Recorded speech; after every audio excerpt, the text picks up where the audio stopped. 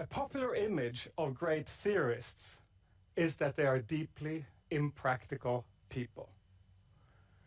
The image is rooted in the perception that pure theory rarely comes to grip with messy reality. Of course, that perception is wrong. As science advances, we come to realize again and again how the theorists' abstract formulas accurately describe our most concrete reality. The psychologist Kurt Lewin expressed it well.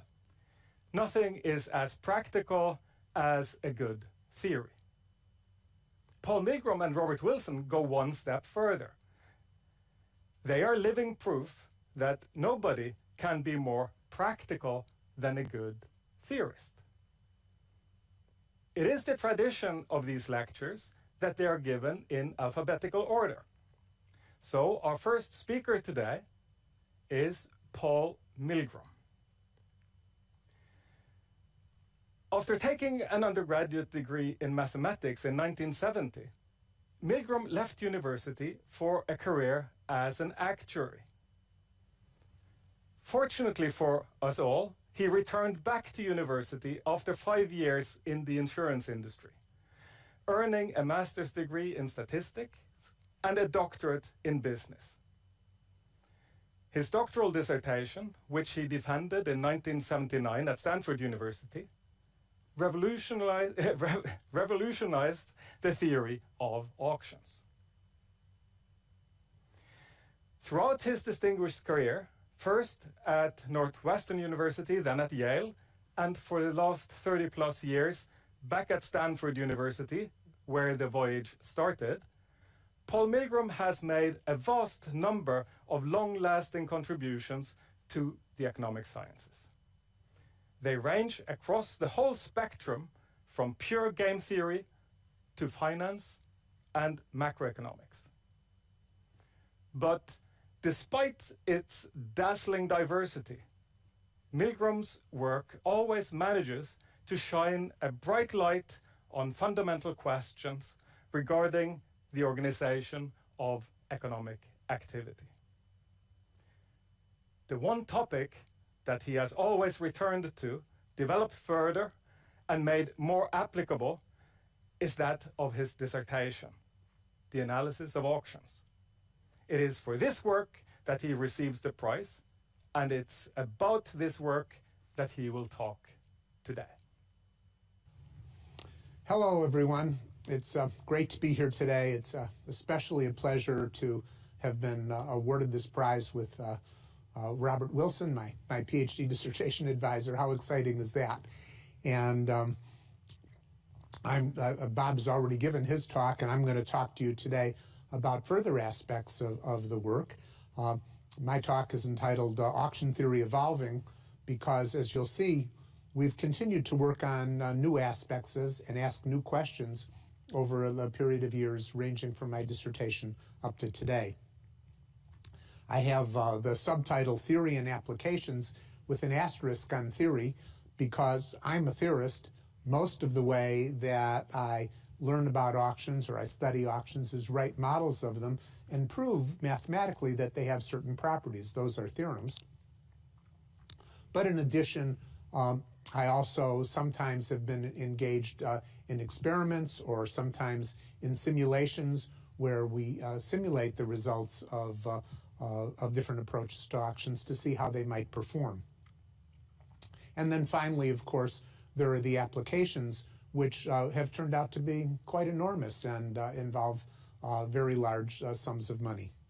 So, by the way, this picture that you see at the top here is a picture provided by the Nobel Foundation. It shows an auctioneer's hammer with math coming out of the hammer as two men lift the lid and show what's inside. So let's try to lift the lid a little bit today and see what's inside some of the auction models that we've developed.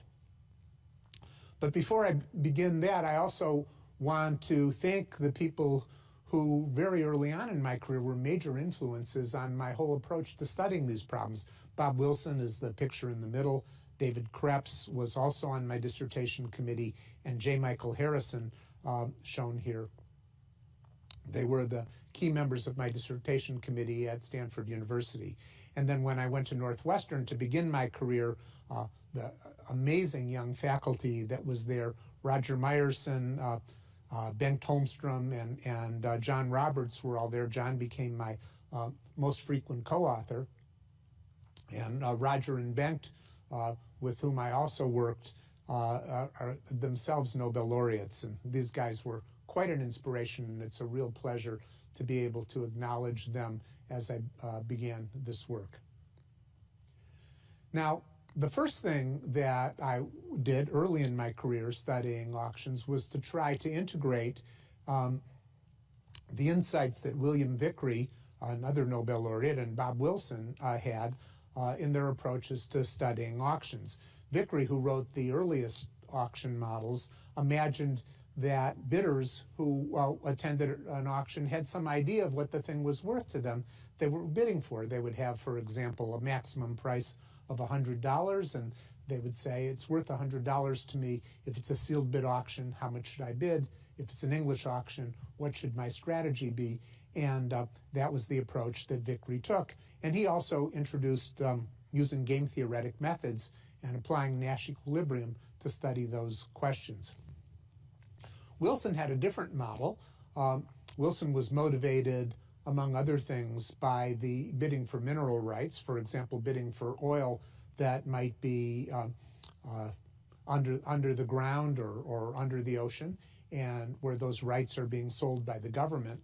And the value of oil rights depends on how much oil is down there. It's roughly the same to all the bidders. It's not that bidders have different values, but they have different information about the values. And that different information leads to a problem that's called the winner's curse. The winner's curse is the problem that when I bid for something and I win, I'm more likely to win if I've overestimated the value than if I've underestimated it. So the bidders are not winning a random selection of based on their estimates. They tend to win more often when they've bid too high because they've overestimated value. And there was great concern about how did auction design make that problem worse? How did different auctions affect the amount of revenue that might come from the whole process? And would the seller benefit by revealing information and protecting bidders somewhat from the winner's curse if the seller had any information to share? So Bob Weber, shown here, and I developed a model in which both private and common value elements could be at work at the same time. So something might be worth more to me. I might have a higher estimate of how much oil was under the ground. I might also have higher value for the oil under the ground because I had a greater need in my business. And a typical theorem, one of the theorems that we proved in our 1982 paper studying this is in the model that we created. If you studied Nash equilibrium, the expected price, the average price that would emerge from such an auction would be highest if you used an English ascending auction.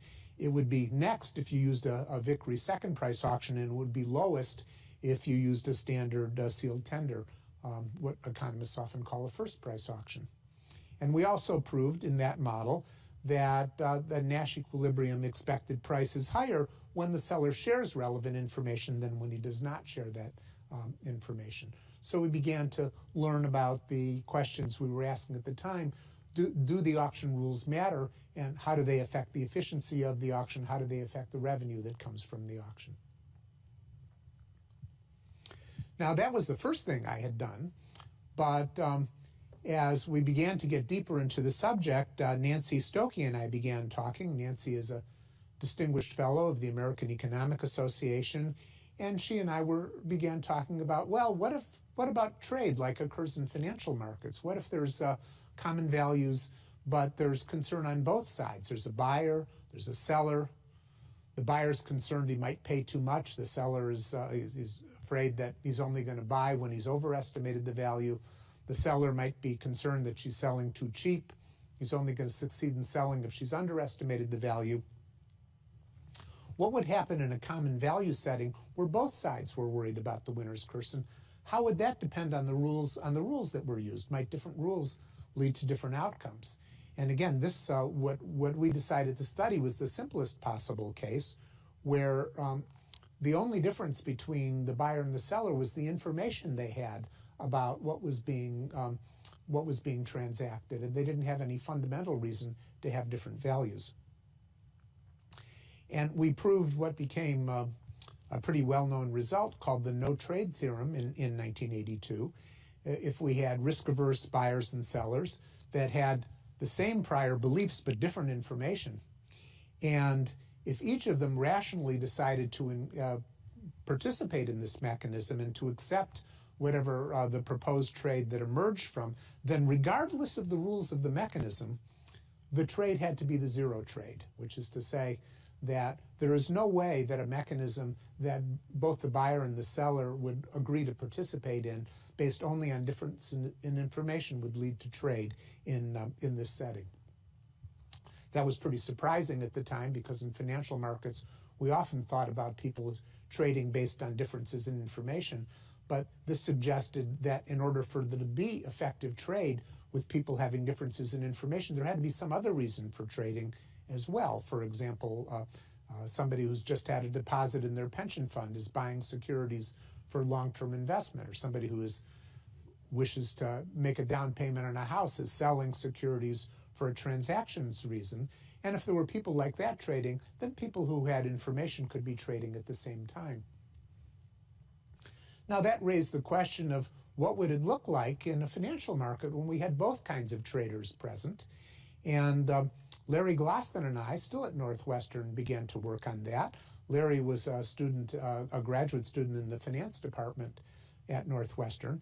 And we were talking about intermediated trade, the kind that we often see on securities markets, where there is somebody who makes a market, what we call the specialist, who would buy shares from whoever was, or securities from whoever was approaching to sell them, and would sell from people who were approaching to buy as people arrived over time to engage in transactions. And we imagined that some of these traders were trading for the private value reasons, such as I described, new investments in a pension fund or payment for a college education. And some were common value traders who were speculating, who thought they had superior information and were trying to make money on the trades. How would the market makers set these prices, and how would trade evolve? So, and if the market makers were competing, how would they set the prices? And how did the prices come to reflect information? Another big idea in finance at the time was the efficient markets hypothesis that Gene Fama was advancing, especially Gene and others, that suggested the idea that the prices would somehow efficiently combine all of the information that was available in society. Well, how did that information get to be in the prices if the traders were the ones who had it? And another idea that was present in the models of the time is that somehow or another my information would already be present in prices when I was trading on that information. How could that possibly be? If the specialist who's making the market doesn't know my information, how could my information possibly be in the prices before I engaged in trade? So Larry and I studied this and created a model in which a market maker quotes prices in competition with other market makers. And it turned out that in this model, the market makers would end up quoting two prices: a bid price, which is what they offered to buy shares that you might, or securities that you might sell to them, and an ask price, which is the price that they would demand if you were buying from them. And it always turned out that the ask price would be higher than the bid price, and these prices were conditional expectations. That is, the market maker would take into account, if I offer these prices and you buy from me, maybe you're buying from me for innocent reasons, but maybe you're buying from me because you have information that I've set the price too low, and I have to build in a little margin to cover the losses that I might suffer from that. And if you're selling to me, similarly, I have to build in a little margin. I have to offer a little less to cover the losses I'm going to suffer to the parties who are well informed. So the bid price and ask price would be pushed apart. And the transactions price at which trade actually took place would be the ask price if the trader who comes by is buying, and the bid price if the trader who came by was selling. And so we would get movement in the prices. The prices would reflect information. And notice that the price that you buy from, if you're buying from me, already reflects the fact that you want to buy from me. So your price does reflect something about your information. We were getting that feature as an endogenous feature of the model that we studied. And, well, did this cause any trend in the prices? Would it be that prices would go up and up? Should we expect that? Or prices would go down and down depending on how people proceeded? Well, no. One of the main theorems of the Gloston and Milgrom paper was that transactions prices and the associated public information form a martingale. That's a mathematical object, and it means roughly that there's no drift in the prices. If when the prices step up, they tend to stay higher. They might fluctuate up or down around that, but they don't systematically come back down again or systematically continue to drift up. And this became a fairly standard and well-known model of trading in financial markets. Now, together with two more of my students, Marissa Beck and Nick Arnosti, I also studied what would happen in auctions and internet advertising. In the early days of the internet, many of the ads that appeared on websites were the same kind of things you saw in a newspaper. The local auto dealer has a sale this weekend and wants you to come in. But more and more, as we all know now, the so-called performance advertisers would try to select particular individuals. For example, they might decide that, notice that a particular person who's browsing to a website has a history of buying designer clothing, and they want to show designer clothing ads to that person. Now, this created a problem for the traditional display advertisers, because if you picked those people out and sold those ads separately, it might be that all the high-income people would be gone, and you'd be showing your car sales ad only to low-income people who weren't likely to show up at your dealership on the weekend. There'd be a problem, a winner's curse type problem, an adverse selection type problem. And we wondered whether there was a way to design auctions to inoculate against that problem. And that was the problem we studied, where now for each advertiser there was a common value, some attribute of the person that everybody cared about. For example, we all prefer to advertise to people with high incomes or people who are, for various reasons, responsive to advertising. But also a match value. Is that person a good match for me? If I'm selling designer clothing, or I'm selling vacation travel, or I'm selling automobiles, I want to be matched with people who have that need currently. Those are the people I want to advertise with. So we set up a model where the value was the product of those things. And we wondered, can we design an auction which protects the display advertisers against adverse selection, has a deterministic winner selection rule. It's a real auction design. It's strategy proof, as the traditional auctions were at the time, the Vickrey-like second price auctions. It is efficient in terms of its allocation among performance advertisers, but it had two new properties. The property of being free of adverse selection for display advertisers so that they would be protected, and false name bidder proof, because on the internet it would be possible to design for a bidder to apply to bid under multiple names and try to manipulate the outcome by putting in multiple bids on an item.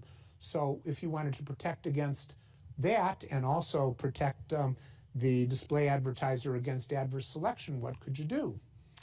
And we showed that this set of auctions that satisfy this property could be characterized. It's a one-parameter family in which the performance advertiser wins if the ratio of the two highest performance advertiser bids exceeds some parameter alpha.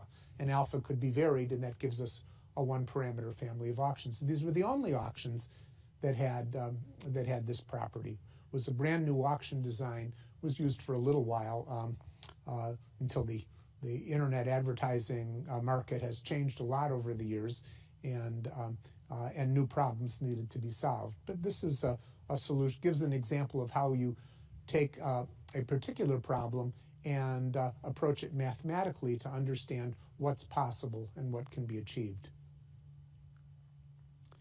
Now I'm going to come to radio spectrum and invention.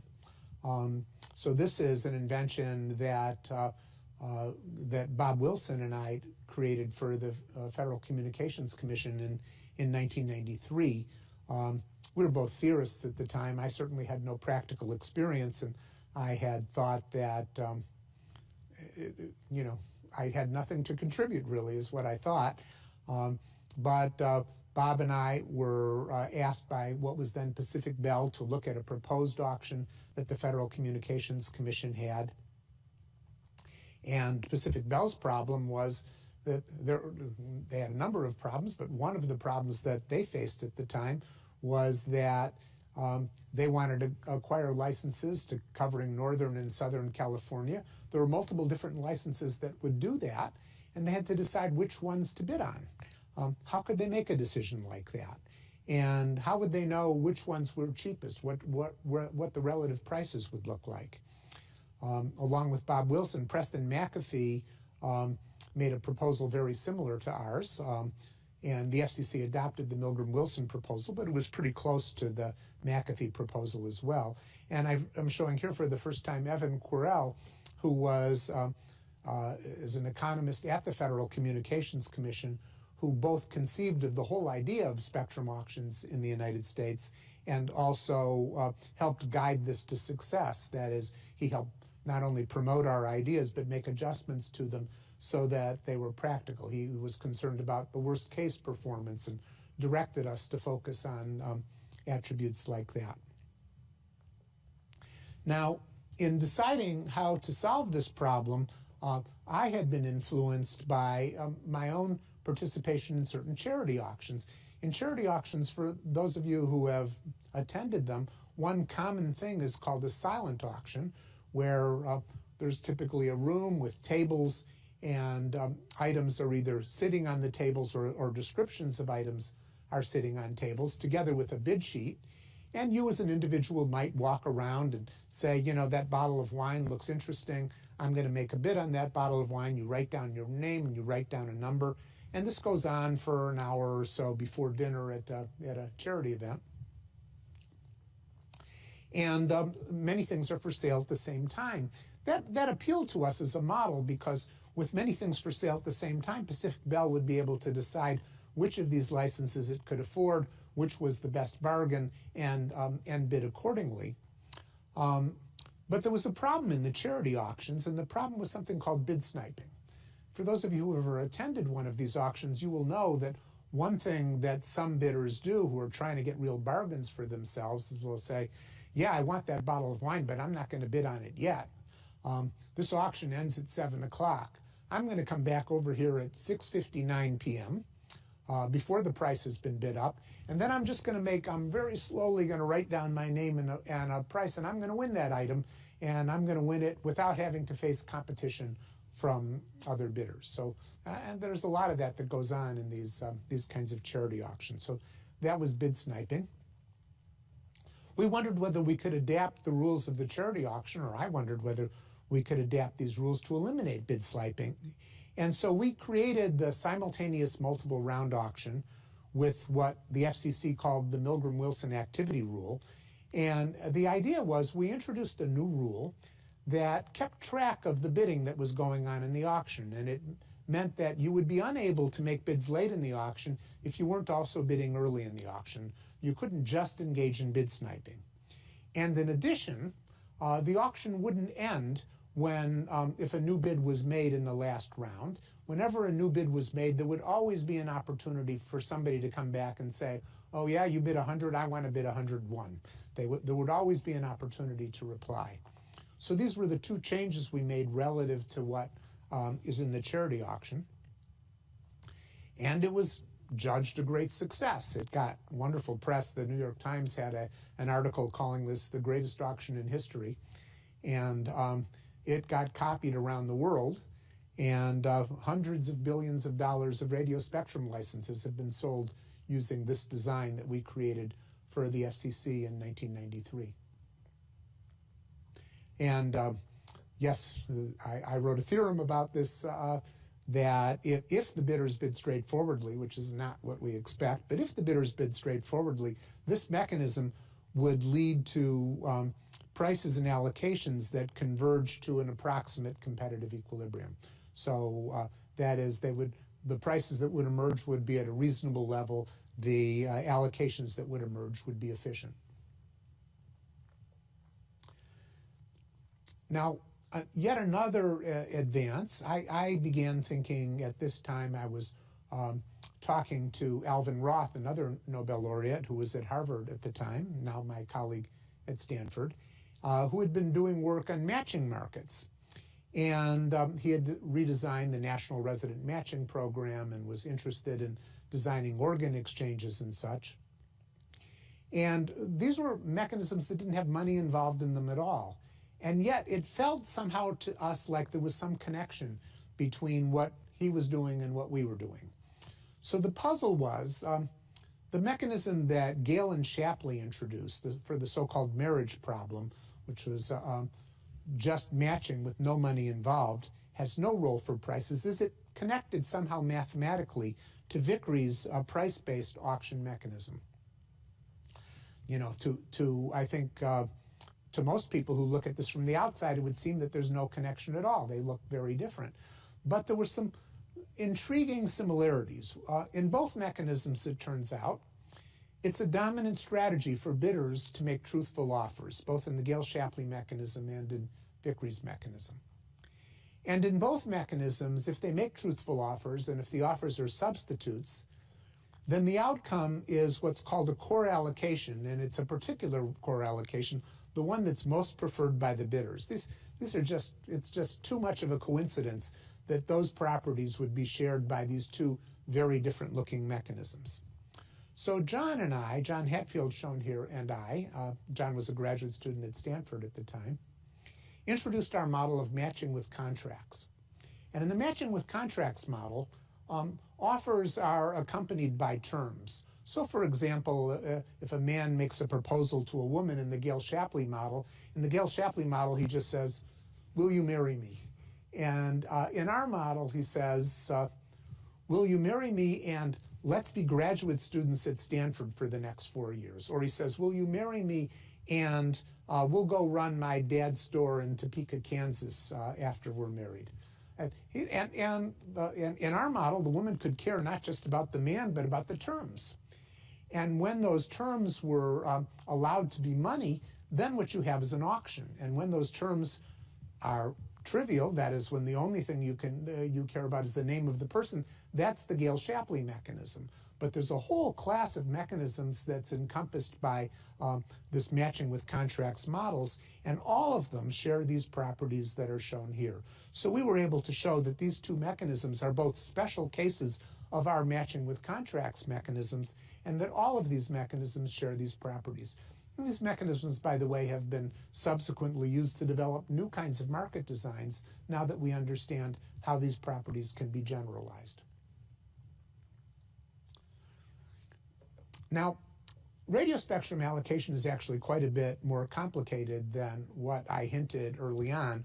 We were able to deal with simple cases where the licenses were substitutes for the bidders, but often real bidders have a problem of they have a business plan in mind, and they're trying to win a collection of licenses that allows them to implement that plan.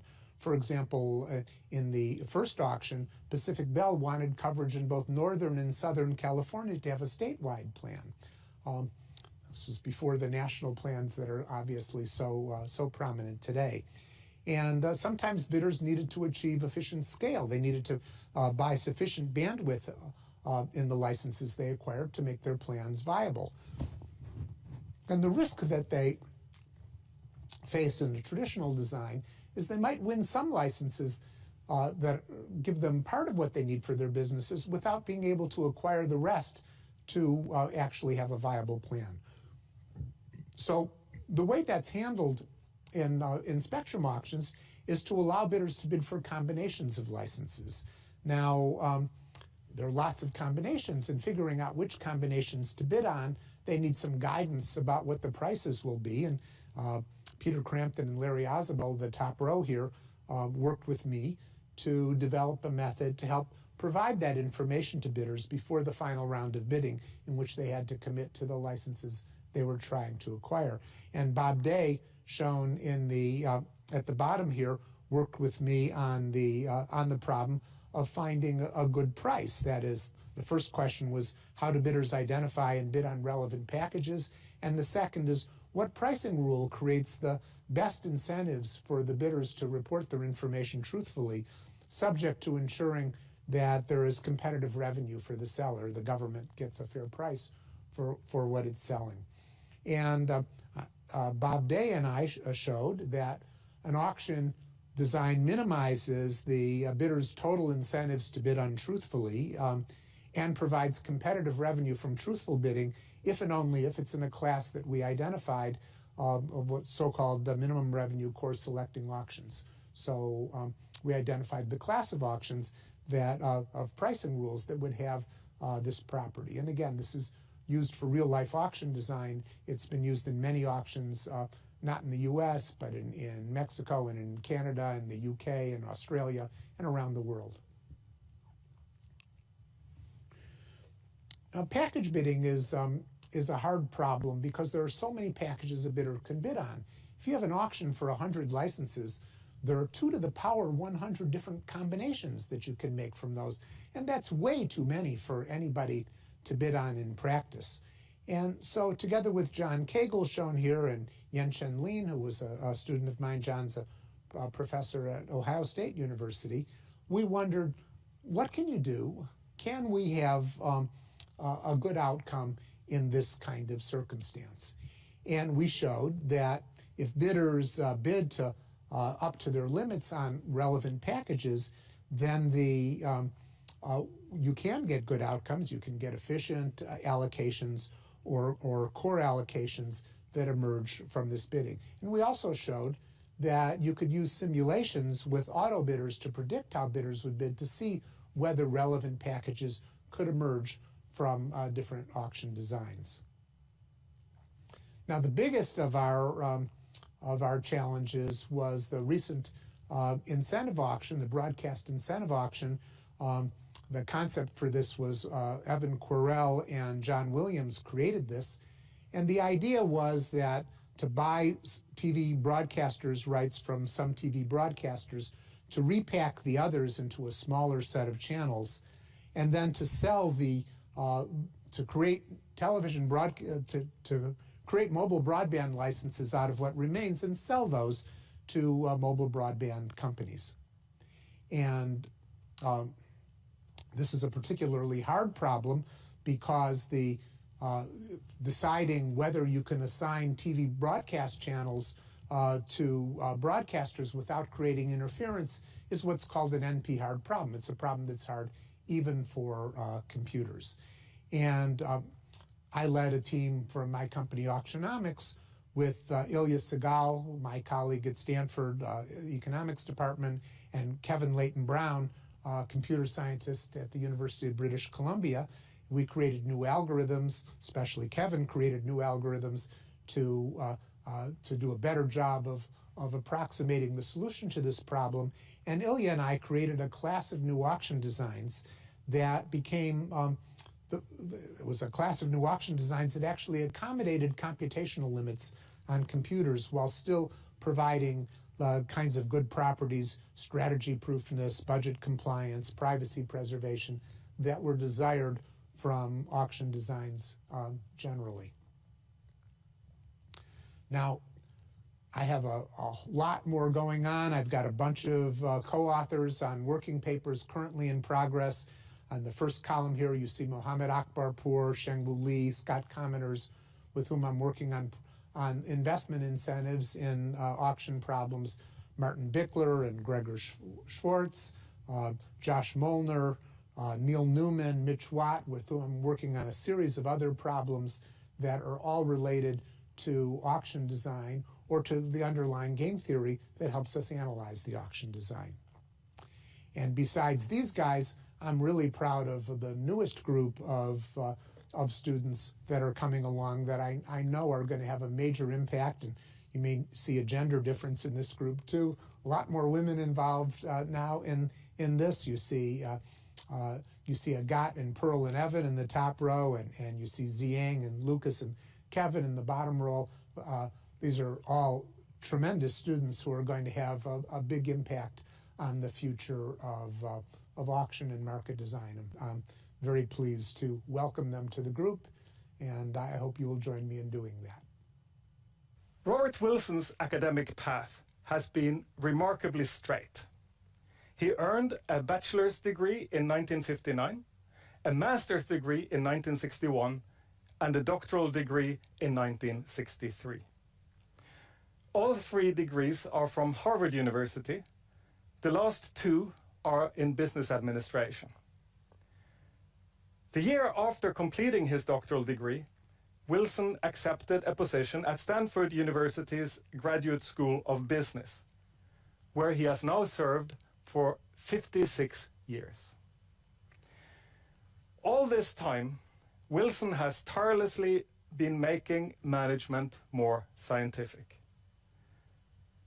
Economists early understood how to take optimization theory to production and logistics. Wilson's genius was to realize how a new branch of applied mathematics called game theory allowed similar methods to be used under circumstances involving real people with personal desires and private information. He became the world's leading expert on pricing in general and on auctions in particular. He showed us that it was possible to prove theorems in the morning and change business practices in the afternoon. During the half-century that has passed since Robert Wilson wrote his first academic article on auctions, the field has developed from a theoretical curiosity to one of our most practical pieces of economic knowledge. I'm Robert Wilson. This year, with Paul Milgrom, I'm sharing in the Nobel Memorial Prize in Economics. The citation was for advances in auction theory and invention of new auction formats. Because of that focus, I will be talking today about my work on auctions, which is a portion of my broader work in economic theory.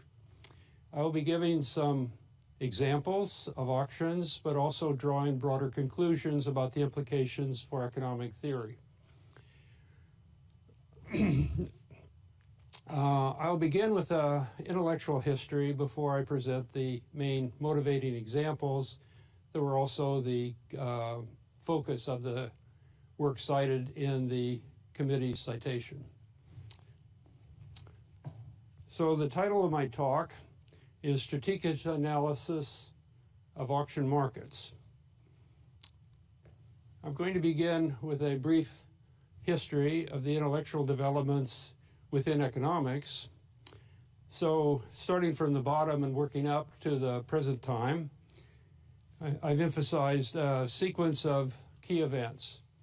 Before I describe those, let me first emphasize that this set of developments in economic theory had a parallel in terms of the development of game theory, which later these two sources merged together in a unified framework. There was also an intermediate period in which also within economics there was the flourishing of general equilibrium theory, but I'm not going to talk much about that today. So in this representation, I emphasize as a departure point the 1945 work by Hayek on markets as information systems, in the sense that prices in effect guide private decisions. These are public prices that are signals that are seen by all the private individuals that are influenced by them. Somewhat missing in that description is how it is all of this private information that's held by individuals gets embodied in prices. At the next level, in 1970, we saw a severe critique of this point of view in economics. We had a series of articles showing that the effects of informational effects of such features as adverse selection, screening, and signaling could strongly affect market performance and affect efficiency. At the next level, in 1973, we saw a new departure in economics, led by Leo Hurwitz, which we now have come to call mechanism design theory. It treats markets as eliciting information, which is then used to allocate resources. At the next level, we have some applications, very practical kinds. There was an intervening period where we sort of applied the theory, but in 1994, Paul Milgrom and I participated in the design of spectrum auctions, and in almost the same time, Alvin Roth, who received the Nobel Prize 8 years ago, had done very key work on matching markets, along with using work from Lloyd Shapley of an earlier period. And that brings us to the present, where nowadays market design, sometimes called economic engineering, is seen as a major subfield of economics, in which actively seeks to improve market procedures and establish new trading platforms. So I'll be going over this brief history as in effect, the motivating source, the fountain from which my work was drawn. I had been interested in the informational content of prices. I was interested in the role of private information and how what the price formation mechanisms were. Because there's so many different kinds of markets. There are auction markets, specialist markets, double auctions, all kinds and various kinds of trading platforms, of course. So what I sought was a more detailed analysis of these features, and to approach that subject, I was motivated by this development that we see here. So we're going to study first markets as information systems. That starts with Friedrich von Hayek's work in 1945, in which he interprets the market as eliciting bids, in effect, to find out what the willingness to pay or supply is from demanders and suppliers, to find a feasible allocation and prices that will clear the market. Those prices are then seen as a guide to private consumption and production. All of this was upset in the 1970s, even though there had been this intervening period in which general equilibrium theory had advanced greatly. It was now a general way of characterizing economic equilibrium in a general system as kind of a big fixed point in prices. Prices were such that demand equals supply. But in the work of these four authors, James Mirrlees, George Akerlof, Mike Spence, and Joe Stiglitz, as well as some of their co-authors, what we've seen is a severe critique of that body of theory. Some of that was you might think of as sort of mild amendments, in the sense of Mirrlees using ideas of screening and design of optimal taxation. But we saw with Akerlof's model of a lemons market the severe effects of adverse selection, which could lead to the collapse of a market, or severe, in general, severe inefficiency. In the job market signaling by Spence, what we're seeing is a kind of inefficiency. All of this is associated with the general notion of rational expectations. To what extent do prices convey information? Are they a sufficient representation or aggregation or sufficient statistic for the information that's dispersed in the economy among all the agents, among the participants? So what we've seen from these developments was that the allocative efficiency of markets depends critically on informational efficiency. The prices must be representing, for example, in the case of Akerlof's lemon market, they're not prices that are distinguishing the different qualities of the products that are on the market. So this is an incomplete market. The prices are not adequate to fully describe the informational content of the participants in the market, in this case, the suppliers. So from that, we see that private information strongly affects incentives.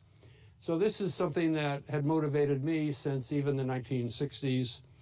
So I'll now be talking about how that emphasis, that focus on market microstructure that I had from even the 1960s, having, by the way, read William Vickrey's work on auctions, which is part of which is for his Nobel Prize was about. So the principal development that I'll emphasize is by Leo Hurwitz in 1973. He emphasized that markets are games, that agents are acting strategically. So this is a representation of a market not as a fixed point in prices, but as a fixed point in strategies. It's a whole different conceptualization of how we should look at markets. The key idea is that the people in the market have various kinds of information. This goes, I represent it here as an arrow, that somehow agents acquire information. That information guides the bids and offers that they make. Those bids and offers arrive in the market. The market has a way of translating bids and offers into prices and an allocation that is the outcome. So this is interprets the market rules as affecting ultimately what this agent's strategies are, because ultimately they see that those rules at the end are going to affect how their bids and offers are translated into an allocation and prices. So earlier on, it's going to affect their strategies. And this is what determines the allocative efficiency of the market outcome. In this representation, characterizing prices as just demand equals supply is insufficient. We already saw that in Akerlof's result, where demand equals supply, but at zero prices and zero transactions, which is an inefficient outcome. So the market microstructure is really crucial here. You need to understand what the prices are representing, how the prices are formed, how agents can behave strategically in influencing what the outcome will be through their actions, but I'm using in general bids and offers as a representation of their actions, which may in fact be much more complicated. So from this point of view, market design is about designing the game that's played by the agents. It's a way of translating the actions they take into outcomes. This is the beginning of the infusion of game theory into economics. I emphasized earlier on that there was a parallel development of game theory. It was treated in many ways like a subject in applied mathematics, but in fact its origins lay with von Neumann, and the von Neumann-Morgenstern book was about games and economic behavior. It had been preceding and had a substantial and persuasive literature, but this is really at the point at which the sort of merger came, because in a sense, the economic market microstructure was really being translated into the terminology of game theory, and it was the techniques of game theory that then became the tools of analysis in the later work. So from the point of view of market design, this is really a saying that game theory provides a tool for engineering the game in the sense of the active sense, and it predicts how market structure affects outcome, and it has the key, from the point of view of economics, the key focus is on agents, information, and incentives.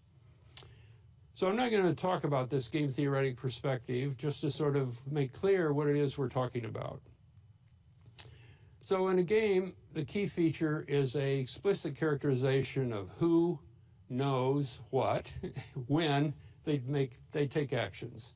So it's who knows what and when. This is what a game is supposed to specify, and it specifies it in rather fine detail.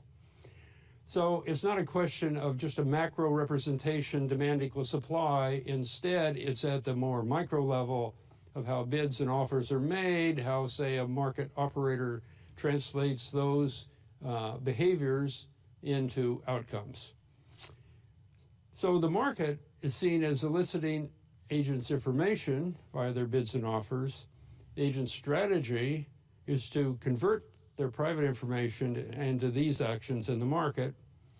And then the outcome, given by the market procedures, converts all the agent's actions into an allocation. From the agent's point of view, the market is itself a game because the outcome depends on not only that individual's strategy, but all strategies. We see it as a game of incomplete information because the participants have their own private information about their preferences or technology or whatever. The market design is taking account of the agent's information and incentives in putting together the rules, the procedural rules for running a market. Those rules, in effect, define agents' feasible strategies and ultimately then their incentives. So from this perspective, we can approach the most straightforward and familiar market mechanism, which is an auction. But rather than talk about a simple auction, I'm going to talk one that has a complicating feature, which is that there's a common value. And my work on this back in the 1960s was motivated by working with the Department of Interior on oil leasing. That is, leasing of rights to explore for oil over a certain tract. And in that case, there's a common value, which is namely there's some amount of oil under the ground, possibly zero, but it cannot be observed directly. There can only be indirect estimates of what that is. For all the bidders, their preferences, their willingness to pay depends upon how much oil there is, whether there is oil, how much it is, how much it would cost to extract it, what future prices of the extracted oil will be. All of these common features affect all of the participating bidders in the auctions of oil leases. So, in this case, we interpret this as saying that the bidders obtain unbiased estimates of the value of an item because they undertake surveys of various kinds to try to estimate how much oil would be under the ground. These are called gravimetric surveys, seismic surveys, and so on. As they higher estimates generally, under some circumstances, higher estimates lead to higher bids. The item is sold to the highest bidder at the price of his bid in that auction design. And the outcome is then that the bidder with the highest estimate wins the item. Well, this is sometimes called the winner's curse. It reveals ex post that that winner's estimate was actually biased, or at least biased relative to the estimates obtained by the other bidders. Now, optimal strategies we're going to anticipate and correct for this adverse selection. The fact that all of the bidders are having imperfect estimates and the winning bidder is likely to have the highest estimate. All of this has to be corrected for. It's really more of a statistical problem, but it can be done. And then you see that the auction price will partially aggregate the bidder's information. And with many bidders, the highest bid, I say here, probably close to the actual value, but you could say that it converges in probability. Okay, now let's talk about a more complicated example, one of the ones that was cited by the Price Committee. And it's the auction of spectrum licenses. So this is the next level of complication. So in this case, the bidders have imperfect estimates of the spectrum license values because they have imperfect estimates of what the demand for, let's say, cell phone service will be. So there's a common factor, namely consumers' interest in using cell phones. So the communication firms that are going to be selling cell phone services are very interested in what that common thing is. To what extent will consumers be interested? And even since nowadays market penetration is about 100%, it's interesting that back then they thought that the market penetration maybe might reach as high as 30%. So That's the extreme case of adverse selection.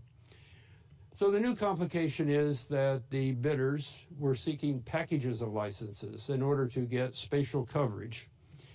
The ones that say Northern and Southern California represent complements, whereas 2 licenses in Southern California would be substitutes. In this case, a ascending auction allows them to get better and better information during the process by inferring from others' bids, estimates of this common value, and that improves allocative efficiency. But when they're looking for packages of licenses, it's good to have a simultaneous ascending auctions, simultaneous for all of the licenses simultaneously, to enable the bidders to assemble the packages they want. There are complications. There are advantages. Let me mention those first, which is near the end, the bidders are in effect choosing at the prevailing prices which items, which licenses they want to have, what they would like to pick to be their package at those prices. But this is somewhat impaired by further need, which is an activity rule. This is particularly remarkable development by Paul Milgrom. It's to ensure that the bidders are actively reflecting in their bids what their true preferences are, and they're not maneuvering. So an activity rule is in effect a requirement that the bids must be consistent with revealed preference, that they have some preference over packages that is for which their bids are consistent. There is this exposure problem that's a deficiency of this auction design, because a bidder could get only part of a package, wins Southern California at a very high price, does not win Northern California, and then without Northern California thinks that it paid too much for Southern California. So, and there are other possibilities, all of which has to be addressed in the fine details of the market design. And in some ways, a market design of this kind is limited in what it can prevent. So the most complex system of markets, auction markets that I worked on, are auctions of electricity. I'm going to describe that somewhat summarily. In these cases, there's a whole system of auctions that are going on, because there are auctions for energy, for transmission, for reserves, and moreover, there are forward markets and spot markets. Prices are very diverse. At any one time, there are prices established at every node in the transmission network. So this is a very complex set of auctions that have to be integrated together. The usual way is that it is run by the system operator, who conducts the market simultaneously for energy and transmission. There are auxiliary markets that are run for reserves, and then the hedging markets that are privately run, not by the system operator, but these are private markets. They then can settle at the prices established in the system operator's spot markets. So, as I mentioned, there are all these complications. In electricity, there's typically like a day-ahead market, an hour-ahead market, the spot market, which is like every 5 minutes. In addition, you can have people who are bidding with genuine supplies that are being offered in the market, and some are just are financial traders. They are speculating. There are the auxiliary markets for reserve capacity have to be differentiated by quality. That is, how long they're available, when they're available, how fast can they ramp up. So I emphasize that this is a very complex system, and the market design is genuinely an engineering activity, because you have to take account of the system integration, making sure all of these coordinated parts, all of these parts work in a coordinated way. I emphasize at the bottom here in this slide that there's a modern dilemma, which is how to cope with the variable supplies from wind and solar sources. Well, that in fact is an example of a market design in the sense of creating new markets, forward markets for demand curtailment, or an alternative version is priority service. So let me conclude now with some summary points that for imperfectly competitive markets with private information, which are the kind that I've addressed here, game theory is this very useful tool for studying the market microstructure. It enables the analysis of information, incentives, strategies, and the effects of the market rules. You can build into it effects of intermediaries, the market operators. All of these can be included, and you can address the effects of regulatory policies. From an empirical point of view, it's important, it provides a structural model for empirical studies, econometric studies, and for public policy. I've emphasized in these remarks today that it's also a tool for improving markets and designing new markets. The engineering approach is to focus on the fine details, use game theoretic thinking, not necessarily exact representation, but a fairly close adherence to capturing the actual details of the market operation. The progress I emphasize from my own experience depends on really deep knowledge of the industry you're dealing with and how its markets function, because every one of the industries I've been involved with operates differently. They have different concerns, different technologies, and so on. So I don't think of market design as being something that one just goes willy-nilly to do. You have to really understand the industry you're dealing with. And that, of course, ultimately devolves into the incentives that must be well understood. So let me conclude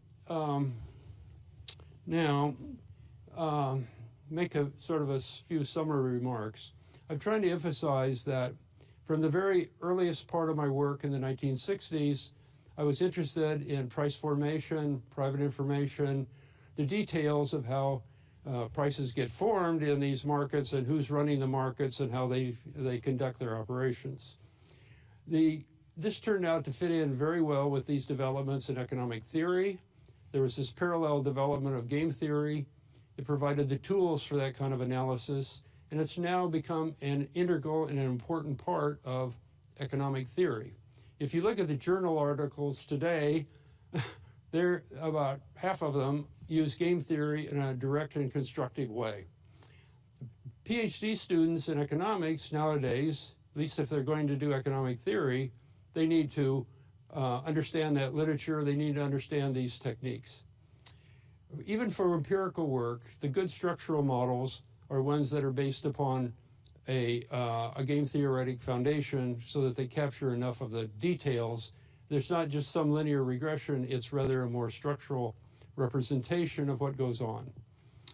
So I see my work as just fitting into the work of a whole cadre, a large group of fellow theorists and practitioners who've worked over, actually, for my work's gone on for nearly 60 years. And over that time, you've seen a steady development of this line of work. It's not only had its theoretical successes, it's had these practical accomplishments, and the citation by the committee of the work on auction improvements in auction, market design, auction design, and so on, which is also acknowledged in the Nobel Prize to Alvin Roth in 2012, 8 years ago. So that market design has become this subfield of economics, and I think for me, I see this as a good thing with a lot of promise and prospects for the future. Thank you.